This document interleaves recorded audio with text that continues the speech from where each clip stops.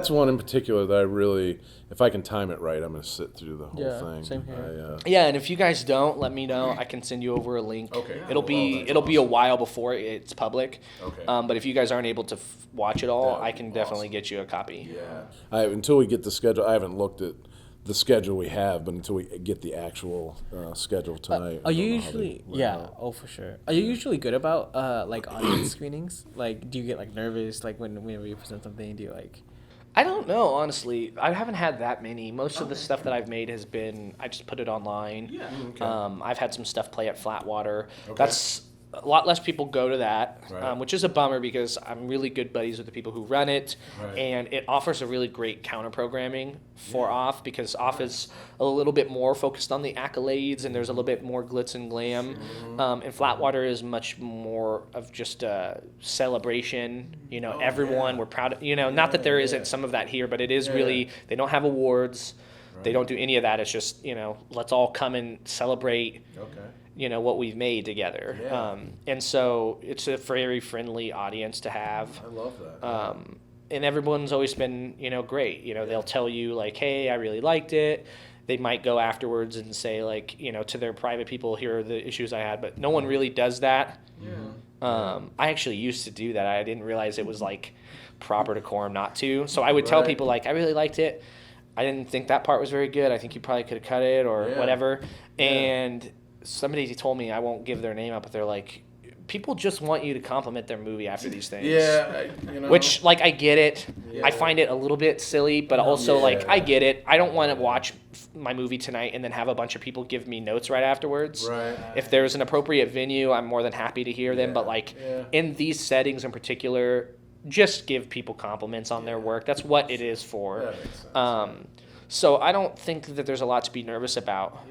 You know, I've seen a few movies that I didn't absolutely love. There were things about them that I loved. There were people involved that I love. But I wasn't overall that impressed. And that's something that I kept to myself. So I'm not generally thinking like, hey, people are going to hate this. But I do find myself trying to listen. There are moments, you know, there are moments that I love, that I laugh at, and I'm like, are they laughing at it too? You know, that happened with Cut, the one that we worked on. I don't think people quite knew what to make of it at the beginning. I don't know if you were at the screen. You didn't make it. I didn't make it, no. So people were starting to laugh partway through. People really started getting into it. But during the beginning, there's some really funny stuff, but people weren't, it took people a while to figure out what was happening with like the movie within the movie.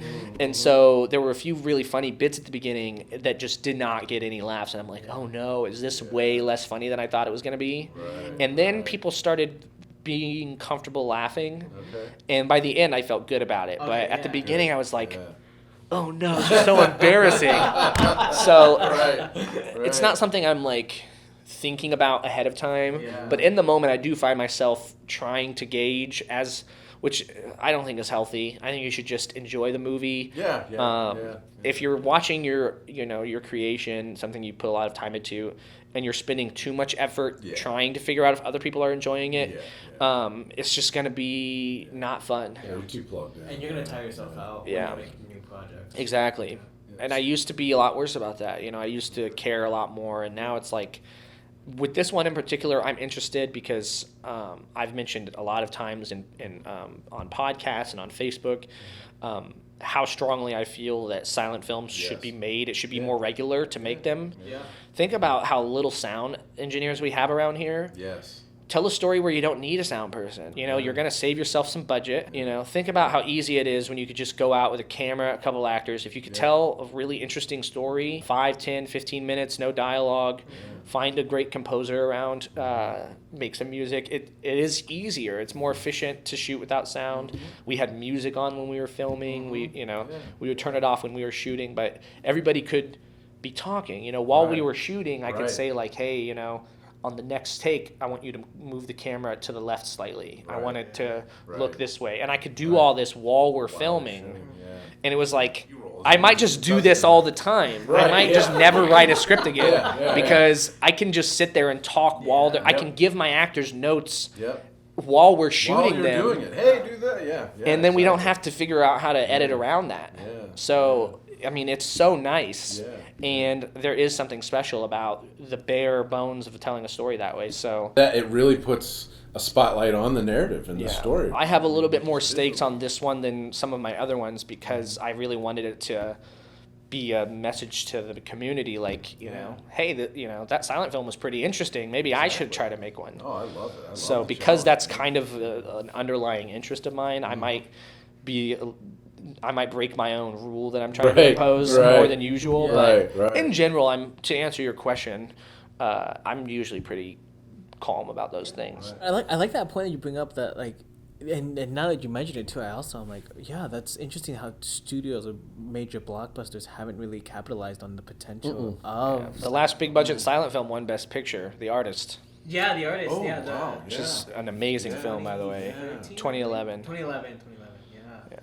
I mean, it makes sense, but like everything else, they just kind of never look back, you know. And now we're back into remakes and reboots and all this kind of stuff, and it's just all about the money, you know. It really is. It's a bummer. It really is. Because we're getting less original, truly original things.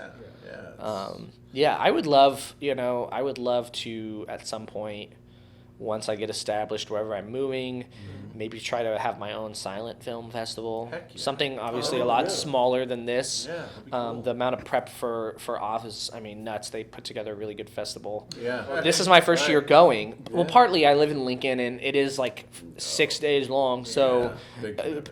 it's a lot of days to commit to.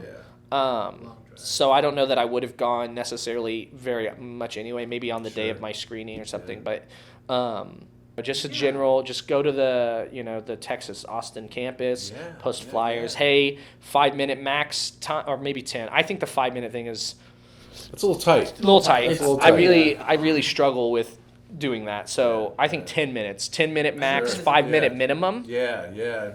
Make it silent. No props, no requirements. Just you got to have it under 10, over 5. It's got to be a silent film. No cat wranglers, right? If you can find one. Oh, we did that. Yeah, that's kind of an insight. We found. We did, believe it or not. That here is in Omaha. Yeah, man. yeah. It's crazy. Yeah, I'd everything's love to see downhill that. from that. I think. Is that project available? No, it's that's one of the films that's in pre-production. Oh, the one you're going to shoot. Yeah, Okay. yeah. So we'll Very shoot. cool. That one we'll shoot early summer, but it's kind of a whodunit murder mystery, and the cat plays a significant role in the film. Only in a couple scenes. That's so funny. And so we had to reach out. That was one of the very first things that we took on. It's like, okay, let's look. Whose at cat this is it? Katie James is her name, and that came down. So we had this judging process. 2 films came. We had 3 kind of separated themselves from the rest, but 2 came out on top, and we were kind of tossing around this film, and the cat scene was the make or break for this film, and we decided, shit, man, let's just, if we can find, if we can legitimately shoot this live action and find a trained cat in Omaha, Nebraska, then the future is wide open, right? We can do it. So we did it, and man, 2 weeks. 2 weeks. That's all it took. Well, I don't even think it was 2 weeks. Really? And found 3. 3. Right? What? Yeah. We're like, man, Because let's get an elephant next, right? Bill Hedges came to mind. Because I'm like, Yeah, these yeah. guys. His cats are pretty well trained. Yeah, he uses them constantly for He stuff. was a he little does. iffy, but no, this woman, she got the cat, and she said it'll do these things, it'll hit the mark, all this stuff, and I shot her a couple of things that we need the cat to do, and she trained the cat to do one of those like instantly. Yeah, and, like, and a I gave her a week's couple time. ideas That's for great. how She to went to coax it to do work. the next. Yeah, because and like a boom. week, if that. Oh, she good. told us. Murder She's like, mystery, too. she's like, I'll have to be on the lookout for it. It's funny you say that because, and Bill is in your story because I've been hooking up with another writer, Will Coyce. He's actually doing the composition, the music for Inner World Season 2. Oh wow. oh Okay. yeah, I've seen that I- series yeah. floating around. Yeah. I go to the Omaha Writers Table every month, the second Sunday of every month. Nice. They do. You can see the table read. They're involved in the NFA Facebook group. But the second Sunday of every month, they meet downtown at this location, and you bring your scripts, and everybody reads them out loud. You can get feedback on them. And I've been utilizing them for years. Almost every script that I've had made in the last 3 years I've brought to that table read for feedback. Nice. And I've met this guy there, and he's an aspiring writer. He's really into sci-fi. So we've conceived of our own murder mystery. I don't know if it'll ever end up really happening, but we really liked Linda Hughes for the lead. Kind of like a Miss Marple situation. Yeah. And since we want to shoot it at Bill's studio, the premise of it, and I haven't even talked to Bill about this, so Bill, if you're watching this, hit me up. It's on the set of, so they're rebooting a cheesy 60s sci-fi show. Okay. With a younger cast, and they're bringing back some of the older cast.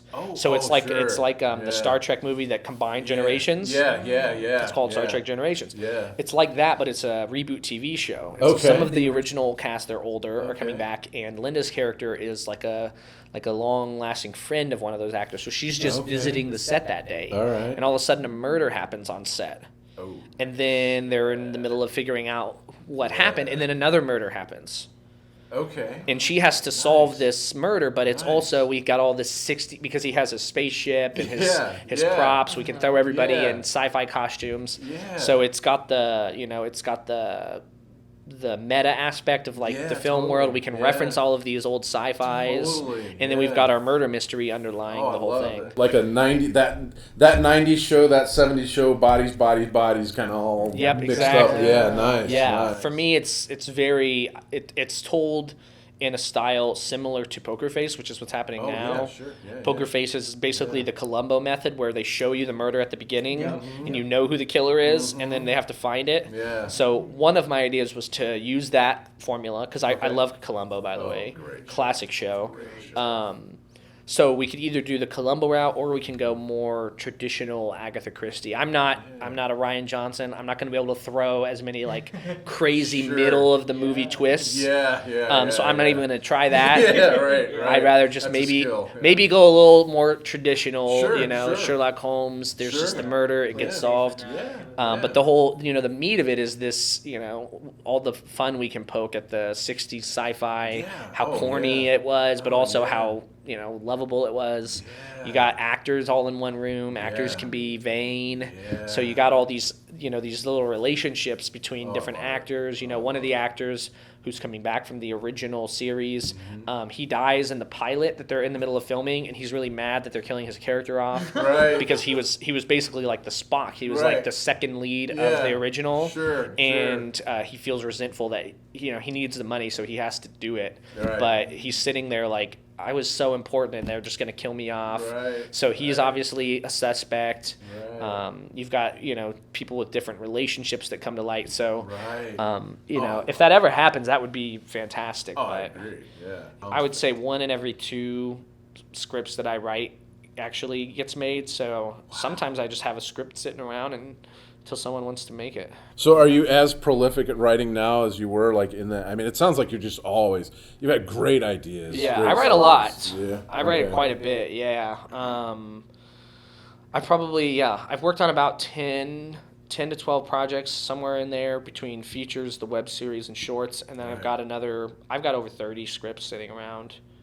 Only one feature and then a half-written feature, and then I'm actually at the beginning of another feature. I've got 3 outlines for features finished. Okay. One's an animated. I've been speaking with William Relaford, great animator. William Relaford. Yeah, he's been around at OFF. I was gonna say, too. I think his name popped up with us yesterday. Did it? Yeah. Right. Yeah, he's great. He's a really good animator. He animated the new opening sequence for Inner Worlds with the piece with the game pieces. Yes, I have seen that. Yep. 3D animated. So he and I were just talking about it at the after party on Wednesday. I pitched him the idea, and something may come of it. I've had it for years, and I'd love to see what happens. So it's kind of like hedging your bets. You got 2.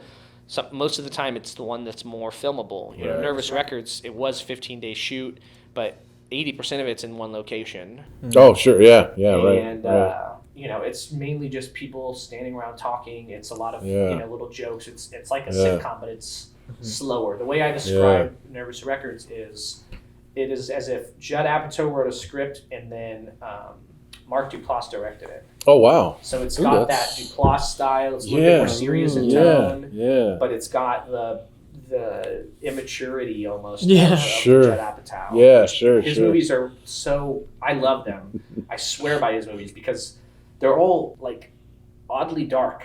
Yeah. They're all like serious, as Yeah. well, but Yeah. then they have like so much, toilet humor in them. Oh yeah. So I find that's a really fun combination there when you mix kind of immature humor. Our main character, played by Tim, the whole conceit of it is that he gets really nervous a lot. Things make him uncomfortable really easily, and he's got an irritable bowel. So every time he gets nervous, he has to take a shit. Right. Yeah. There's a scene where he throws up on his boss on accident. Oh. There's multiple scenes where he's on the toilet, trying to talk to him while he's on the toilet. Right. There's a running gag. Every time Tim's gone, everyone's like, "Oh, this is probably in the bathroom." Set up a Zoom cam in the Yeah, bathroom. and then the funny scene, the scene that really clinched it, it's in the short, it's in the 48-hour version, and we rewrote it into the series. There's a scene where he, it's a few episodes in, he's like kind of making some headway with the girl he likes. She obviously likes him back. He's just too stupid to notice. Sure, yeah. As we all are. Oh, yeah. There's a scene where he gets really nervous about the idea of working alone with her on the weekend. Oh, yeah. And so he has to go to the bathroom to throw up, but both bathrooms are occupied. So he throws up in his hand, and then she walks by, so he puts it in his pocket. So he puts this hand of puke in his own pocket and hides it from her as she walks away. great. And then Shake Hale Butler's character, Shaq, comes up to him and is like, "Did you just put your puke in your pocket?" So you've got scenes like that are just, as immature as they sound, they're obviously great. funny. I mean, Yeah, you two it's are, great. Oh, it's laughing hilarious. immediately. Yeah, So yeah. those things work. Those you could say what you want about them, toilet humor, whatever, but no, it's they're basic and they work. Yeah. Bodily fluids are funny. Hilarious. I hate to tell you. Yeah. But then you have, And the timing thing, which, of course, that's what's going to for happen. every scene like that, we have a scene where, there's, spoilers for people watching, there's a pregnancy scare on one of the episodes. Ooh, And then a certain character thinks they might be pregnant, and it's, it's kind of dramatic. She has to take a test, and this is a character who's not very vulnerable. She's in a position of power, and she's not used to showing any signs of weakness. Right. And so she has to be vulnerable because she wants somebody there to basically support her while she takes these tests and figures out if she's pregnant or not. Right. So you have these moments with the the farting and the puking, and those are funny and silly. And then you have, for every one of those, you have a scene that's really not funny at all. It's just heartfelt. So it's just the marriage of those two things. Oh, that's awesome. But something like that is really easy to film. So even though it's it's the final thing is going to be 8 episodes, about 3 hours long. Okay, yeah. That was ultimately easier than a lot of these feature ideas I've had because, this one, it was only meant to be like an hour episode thing, this sci-fi mystery. Oh, right. But that has a lot more moving parts. Right, There's costumes, Yeah. bunch of characters, Yeah. there's spaceships. We'd have to talk to Bill Hedges, use his location. There's, fake deaths. There's more special effects makeup. That, even though it's only an hour long, it's the equivalent of 3 episodes of Nervous Records. Sure, yeah, we would need twice the budget of the entire show of Nervous Records. So sometimes it's just like one for you, one for me. I'll write one that I could actually make so people can enjoy the content, and then I'll write one that's probably never going to happen, at least right now. And that can be a little bit more special, and I can save it for another time. So let's say if somebody was going to build another set like that in their basement, is there anything that you would suggest, like, oh, it'd be cool if somebody had this type of a set? I think it would be nice to have a few things. A prison set. Sure. Like a true prison-looking set would be cool. Yeah. Because you can use that for a lot of things. Yeah. You could use it for, just minor tweaks, and it can be like an interrogation room. Yep. Yeah. And then you throw some bars up, and it can be, you could write like a prison escape. You can write a lot of things. Yeah. Something like that would be cool, because I know a lot of people write those kinds of things. Yeah. I think some kind of like torture dungeon, Nebraska. I don't know if this is common everywhere, but there seems to be a lot of horror makers here. It's like predominant, especially in Lincoln. Lots of horror. So like some horror dungeon, torture chamber kind of thing. I think someone would utilize that. Sure. Buy some like crazy props, some Texas Chainsaw Massacre kind of just freaky things. You can have a special effects artist come and put some blood, dry blood on them, and something like that would be utilized by a lot of people. And I would love a property that's just like a big field that's owned by taxpayers and used specifically for big set pieces. Like say I wanted to have a scene where a cabin burned down. Right. Oh yeah. Absolutely. I would have to have a substantial budget for like a low SAG feature, a couple $100,000, but like you build a cheap cabin there, you shoot inside the cabin, you burn the thing down. Since the property is locally owned, everybody could control that. So some of these bigger things that are a little bit above what most people can do financially around here, but below these $1 million things, having just a space where we can build and tear down, then we can actually, make higher budget things around here. CFS Studios is filled with media creatives and business experts. Our skilled team excels at analyzing gaps in your business structure and guiding you through specifically designed plans that emphasize increasing your growth and profitability. Through our media services, we transform concepts into captivating content that drives results. The worlds of production and design will come together to curate a prominent brand image. You'll experience how the synergy of audio, video, photo, print, and web design create spaces for your audience to engage and connect with. By working closely with you, we can look at social media data for your business campaigns and collaborate open opportunities with you through the art of independent filmmaking. Become the next success story at CFS Studios. There's a place in Lincoln, it's a co-working space. I've used it for auditions and table reads that has a podcast booth you can rent. It's super cheap. It's like $10 for 2 hours. But I would love like a full podcasting facility that's got some visual, but mainly audio, different mics, different rooms that give you different options.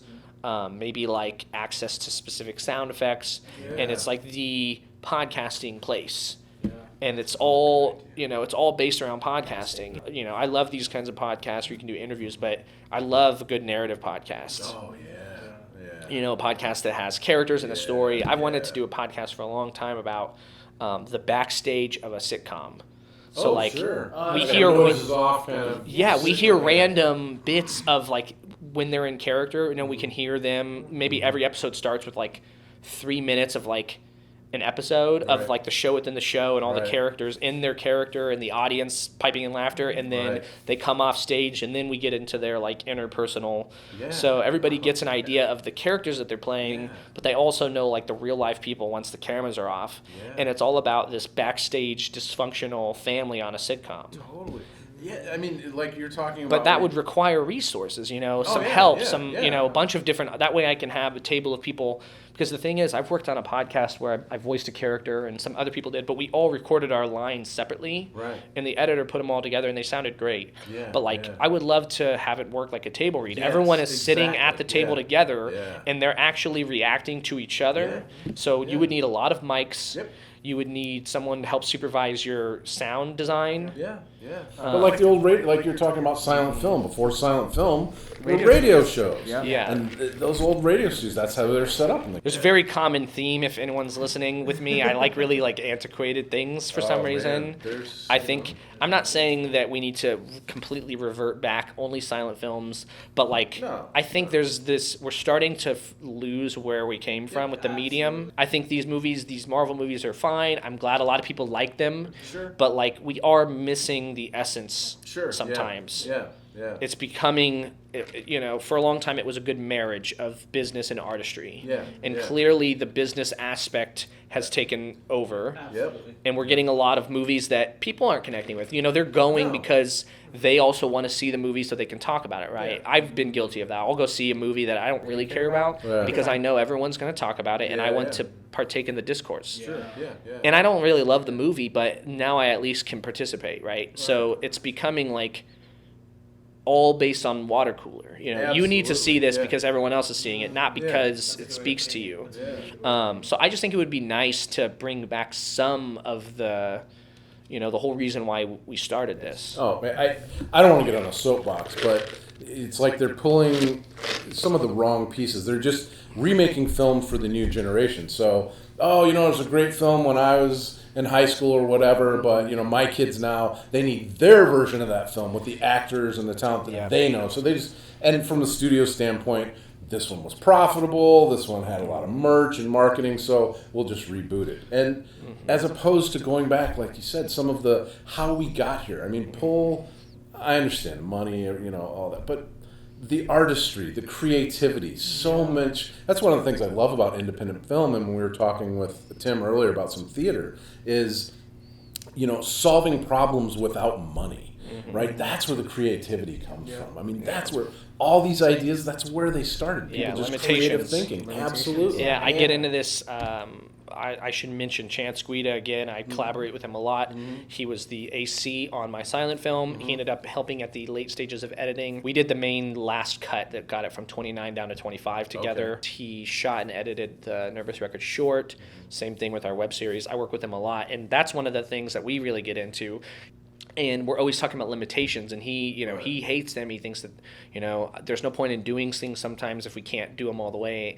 And I always have to remind him, like, hey, sometimes limitations are helpful. Oh, yeah. Sometimes you might have an idea that could just never be made, but if you start to whittle away the unrealistic aspects, you can maybe, depending on the idea, you can keep the essence of the idea and somehow mold it into something that you could film with your friends for maybe $1,000 or $2,000. Absolutely. So you can take this blockbuster idea, and if the story is really important, if there's something there at the heart of the story that matters, then that should be transferable in most cases.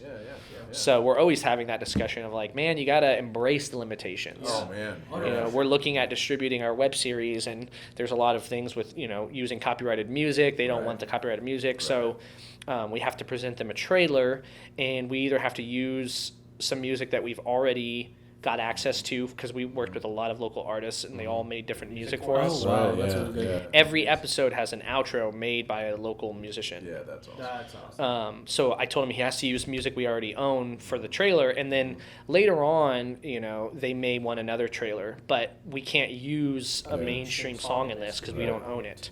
And he's like, well, that just makes it so hard. I don't know if I could edit to any of these songs we have, even though they're all good songs. I can't picture a way to edit with them. And I said, okay, well, you're the editor, that's your job. So you don't have to have it. You don't have to have it now. Right. You can take your time and process it, and we can pitch ideas back and forth to each other. But ultimately, once we get this trailer finished, it's going to be better because of the confines. Absolutely. You might not believe it now, but the trailer is going to be better off because we have to edit to one of our songs that we already have access to. Because anybody can edit a trailer to Sweet Child of Mine, right? Everybody can take, but what you're doing when you do that is you're taking people's relationship with the song, and that's making up for a lot of the aspects of the trailer. I want people to love the trailer because something about it speaks to them that's not something that already has a history. So my preference would be, even if it wasn't an issue, I would still want to edit to our own music. Because then it's ours. We can turn this in and say, that artist made this music for us. I met with all these artists. I gave them the premise of the show. It's called Nervous Records. I said, in your outro, if you could include the words Nervous Records, or the premise is about this guy who's in love with this girl. They work at a record company. If you can find a way to incorporate that into your lyrics, great. You don't have to. And almost all the songs have the words Nervous Records in them. So we pair our own song that we own, that was made for us. I feel like that's a huge stunt. Oh my God, it is. And to kind of go like with the argument earlier, where it was it's like if you want to do something but you can't go all the way, it's like, is it not worth doing, or is it worth doing? And it's, to some extent, I get where he's coming from, especially when it comes from like a major Hollywood and blockbuster kind of budget. Sure. But if you really peel back the layers and you really look at how we got here, it's like, first off, I think there's so much technology nowadays, especially with like the what AI is doing. It's like there's so much available to us nowadays, where even something that's not great can be improved a lot better. So like denoising and reduction with like sound and that kind of thing, or just like Da Vinci's free. It's literally that color grade and those skills. It's just a matter of skill, really. And then But on the other hand, even if you don't have that technology, if you don't have those resources, the limitations really, really do help you. Because we've had limitations on it's like we can't get the right mics, we can't get the right setups, and we're gonna rig something, Boom mic, and it's gonna be and it's gonna be super jank, super like just not professional industry standard. Yeah. But at the same time, it's like there's some sort of satisfaction that comes with not having the right gear and still getting a result that's just as good as someone who does have the gear, that same result. And then there's another point I want to make with that, and it's that the limitations, especially back then, have encouraged and pioneered, in the case that I'm about to bring up, created entirely new methods and ways and genres of movies. Exactly, like Casablanca.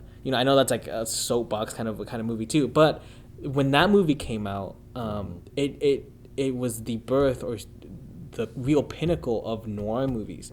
And the only reason it did is because of all its limitations. The way noir movies are filmed and the way they're associated nowadays is because of Casablanca. And the only reason Casablanca looks the way it does is because of its limitations. It's like it's really dark, really small story for the time, really personal story, had a twist ending. It's very, the black and white to it. It's just like, you look at the movie, you look at the cinematography, you look at the way it's blocked and it's staged, and it's like, it's very theatric. And I mean, most movies were back then. Sure. A great movie, but the reason why it was like that is because of its tiny budget, and all the set pieces they had were just really tiny, so they had to like fit everything into the 4x3. They're like, how can we maximize all this space? And that really, that kickstarted the noir genre, and really, all the things we associate with that kind of filmmaking style is all due to its limitations. I 100% agree, and more so than artists trying to be aware of that, I think one of the things that we'll have to change, I don't know how this is even possible, is we have to figure out how to convey this to the general public.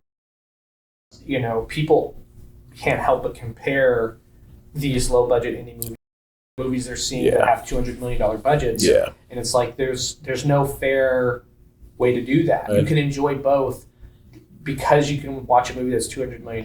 Those are, 5 movies a year make that. I wish we could convey, the standard isn't these $200 million movies. Those are crazy anomalies. Most people are doing modest work. The stories are better most of the time. When I was growing up, I was a fan of the Bond films because the new gadget, I wanted to see what the new gadget was going to be. And now the special effects and the visual effects, those are the lead characters in these films, right? You've got this whole ensemble cast of all these bankable A-listers, but even with them all on the screen all the time, they're playing second to the special effects, right? And for me, I'm a big horror fan, and Tom Savini is just like, yeah, absolutely. And practical effects, CGI, I just can't even get into it anymore. I really can't. The blacks don't match. That's not. When it comes to I just can't practical do it. effects, though, we can all acknowledge that nothing has ever surpassed American Werewolf in London, right? Oh, dude.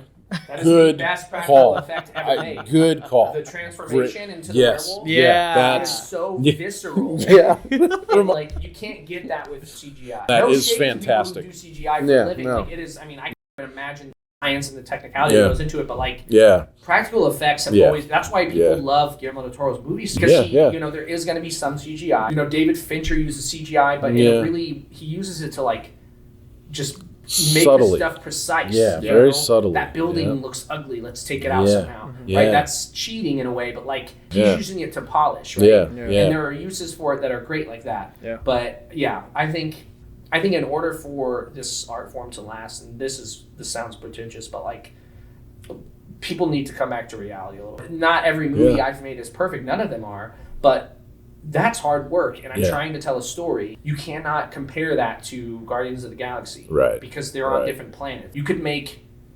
5,000 movies at my budget for one day of shooting of Guardians of the Galaxy. That movie costs $200 million. Yeah, their print and advertising budget will be $100 million. Yeah, it's ridiculous. It's absolutely nuts to me. Yeah. So I think somehow people have to be reminded that like this is the bare bones. I love that you mentioned American Werewolf in London because I think I shared with you the best werewolf transformation, which was a joke, is a little meme video of the guy who's just like sticking pieces of black shag carpeting on, and then there's this jump cut to him with this full. It's awful. Yeah. I just and The Howling are probably my two Sure, two werewolf movies. Let's see. Have you ever seen Dog Soldiers? Okay. Ginger Snaps, which is kind of a little bit of a different thing. Yeah. But The Howling and American Werewolf in London are.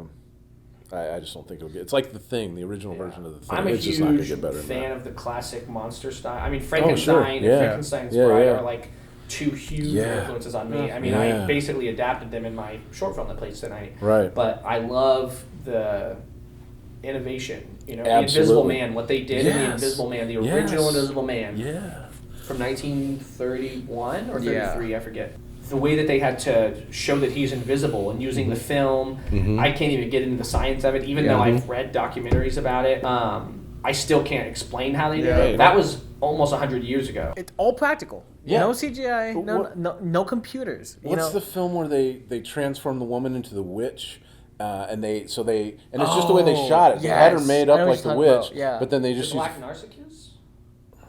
I don't know. It's an old one. It's Yeah, black and white. that's old, It might be. It might be. I was watching Local Hero by Bill Forsyth, Scottish film. Okay. Bill Forsyth made Being There, which is a great film. Fantastic. He made Gregory's Girl. Oh wow. But Bill Forsyth, he's only made like 8 or 9 movies. He hasn't made anything in 20 years. He's pretty old now. He's like 90. But he was really prolific in the 70s and 80s. Okay. In Local Hero, 1983. People describe his movies a lot as like quaint or whimsy, or like these little. They're slightly offensive because like they're a lot more layered than people give them credit for. That's kind of the thing of his career, is like all of his movies people like, they're critically well liked, Right. but the way that they're treated is that they're not as serious cinema, Right. because they're all about like minutia. You know, this Local Hero movie, it's about a guy who works at a fictional oil company, Houston, Texas. They're trying to buy this whole tiny little island because they want the coastline for their oil shit. His parents, they changed their name to McIntyre because they thought it was American. So he's in their acquisitions department, and because they all think he's Scottish, they send him to Scotland to go try to buy this island. Yeah. He's wealthy. He's doing well. He ends up on the Scottish island. All they have is one telephone booth that like barely works, so he can barely contact Texas. So they get to this tiny town called Furness, Scotland. It's just a little coastal town. There's like 50 people that live there. And they all know he's there to try to buy the island, and they all want to sell. But they don't want him to know that they want to sell because they want to drive the price up. So they're all trying to like play it cool. And this guy who's so Waiting obsessed. for Guffman or something like that. This guy that's so obsessed and so used to his wealth, he gets stuck on this Scottish island. He's only supposed to be there for a few days, and he ends up there for a couple weeks. And it's, you know, it's got all these little weird characters. So he ends up being charmed by the place, and by the end, it's almost like that place ended up putting like a spell on him. He almost like rejects his life in Houston, and he considers just like I think he ends up going back, but he like kind of wants to stay by the end. Something about that community, he ends up feeling like a kinship with it, and he like by the time he goes back home, he realizes how meaningless his flat up in like the top story of a nice building, his fancy car at the beginning, he's obsessed with his car, he loves it, and when he gets back, it's just the very end, you could just tell that like experiencing this small community that only has each other kind of changed him in a way. He doesn't feel like he needs these things anymore. And it's if you feel the way I feel about it, it kind of changes you. It's a very subtle kind of movie, but nothing happens in this movie. You can watch it. It's 90 minutes, 100 minutes long, 120 minutes long, whatever. It's not like anything happens. Right. You know, you have to just sit with it, and I think people don't experience movies anymore. Sometimes nothing happens. You know, Ozu movies. Nothing happens in any of Ozu's movies. You know, Good Morning, if any of you have seen that, it's an Ozu movie. It's one of his better movies. Okay. The whole premise of this movie, this Japanese family, the two sons really want a TV. It's the 50s. Okay. All TVs are all the rave. Everyone in their neighborhood is starting to get TVs. Right. They want to get a TV. Dad and mom say no, so they give their parents the silent treatment the whole movie until they get a TV. And that's all the movie's about. And it's like, it's so good. You can never make that movie now. Yeah. Oh. If I wanted to adapt that movie, let's say, Yeah. no one would give me money for that. Even though Ozu is considered one of the greatest filmmakers of all time, no one would, because they would say, who's going to watch it? You know, it's one of my favorite movies of all time. And I could tell someone about it. Sure. Yeah. And they love the idea, but, you know, then it comes time to sit down and watch it. And it's like 30 minutes goes by, you're watching subtitles. It's cute, but you're like, man, there's an hour left of this. You know, not everyone can do that. You know, even the biggest film nerds sometimes can struggle with those kinds of things. We need to figure out how to get back to a place where people aren't waiting for some kind of gratification at the end. Yeah, Sometimes the whole point of watching a movie is the feeling you get when it's over, the pondering of, you know, the story about this generational battle in 1950s Japan between these two sons. All their friends have TVs. They just want a TV, and they don't know how to get it other than this one way, right? That's the simplest story, and it's something we can all relate to. So, Not to keep coming back to being there, but it's the same kind of thing. Like, just a simple man, and everybody's making him out to be so much more. And granted, there's something to it, right? Obviously, at the end, you see it's clear that he is something special. But throughout the movie, until you see that last scene, you know, he's just this simple guy, and everybody's just projecting all this stuff onto him and trying to make him into something like special effects versus a story. I mean, a simple story. it's been a while since I've seen it, but he's the butler of the. He's the gardener. He's the gardener. He's the gardener, and he ends up with this estate, just all whole this wealth of estate, this super rich guy, and people are like, "Why you? Who are you? What's you know?" And he never the whole time he's not supposed to kind of sophisticated. conform to the high class society. They treat him like, oh, he's this great special person. And he's just like there's this one scene where somebody, oh, would you like a car? And he's like, yeah, I'll take a car, right? So they bring this limousine up to him, and the whole time people are just totally misinterpreting the simplicity of what he's just a gardener. He's just the gardener, right? But then the end scene, you have to watch it. The end scene, I won't spoil it, but then you realize, okay, there's something more going on here. But it's subtle. It's just a beautiful. Yeah, you know, it doesn't always work. I've seen movies like that I can't find a way to connect to it. But in my experience, the movies I love the most are the most simple. Yeah, it affects you something. My all-time favorite movies, Dazed and Confused is my all-time favorite movie. Nice. But the Before trilogy by Richard Linklater, Before Sunrise, Before Sunset, Before Midnight, simplest story ever. And those are the best movies in my opinion. Thank you for watching Part 2 of the Slate Season 1 finale. Be sure to subscribe to our channel to catch Part 3, and if you like our content, please scan the QR code and donate whatever you can to help keep the videos coming.